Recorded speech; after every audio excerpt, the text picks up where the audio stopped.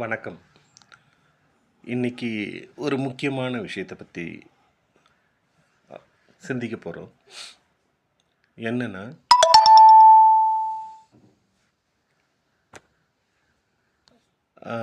கல்வி, அதாவது ஞானம். இப்போ இந்த காலத்தில் இல்லை, ஆதியிலிருந்து எடுத்துக்கிட்டோம்னா, ஆதியில் தன்னுடைய பிள்ளைங்களுக்கு அவங்களுடைய பேரண்ட்ஸ், தாய் தகப்பனார் தான் தங்களுடைய அனுபவத்தை சொல்லி கொடுத்தாங்க. தங்களுடைய அனுபவத்தை சொல்லி கொடுத்தாங்க.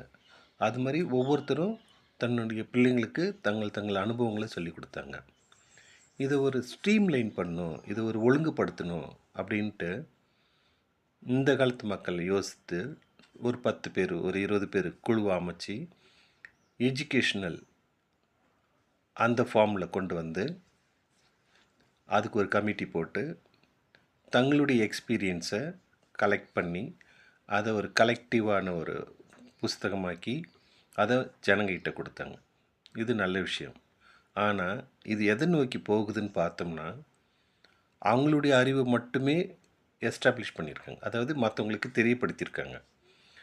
எல்லாரும் அது சரியாக இருக்கும் அப்படின்னு அவங்க அனுமானித்து அதை எல்லாருக்கும் சொல்லி கொடுத்துட்ருக்காங்க. ஆனால் இந்த காலகட்டத்தில் நம்ம பார்த்தோம்னா,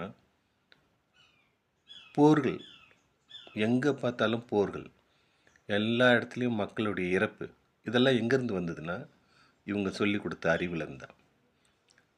வேதாகமத்தில் வசனங்கள் மட்டும் கருக்குள்ள பட்டயம் கிடையாது.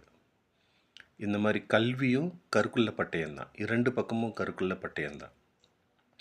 அதை சரியாக உபயோகப்படுத்த தெரிஞ்சாதான் அதனால் பலன். இல்லைன்னா இந்த மாதிரி அழிவுகள் தான் நமக்கு நம்மளே ஏற்படுத்திக்க வேண்டிய இருக்கும்.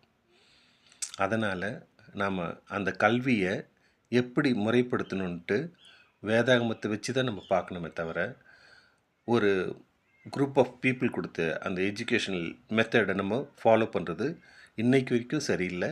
இனிமேலும் அப்படி தான் பண்ண போகிறாங்க. அதனால் நாம் வேண்டியதை மட்டும் அதிலேருந்து எடுத்துக்கிட்டு நம்மளுடைய சமாதானத்தை குறைக்காத வகையில் அதில் என்னென்ன விஷயங்கள் இருக்கோ அதை மட்டும் நம்ம எடுத்துக்கலாம். மற்றபடி அந்த படிப்பில் இருந்து நமக்கு ஒரு 10% தான் நமக்கு பிரயோஜனமாக இருக்கும். ஆனால் வேதாகமத்தில் இருக்கிற அத்தனை விஷயங்களும் நமக்கு பிரயோஜனமாக இருக்கும். அதனால் நமக்கு சமாதானம் எங்கே கிடைக்குதோ அங்கே அந்த திசையை நோக்கி நம்ம போவோம். மீண்டும் அடுத்த பதிவில் நாம் அடுத்த விஷயத்தை பற்றி விரிவாக பார்க்கலாம். நன்றி, வணக்கம்.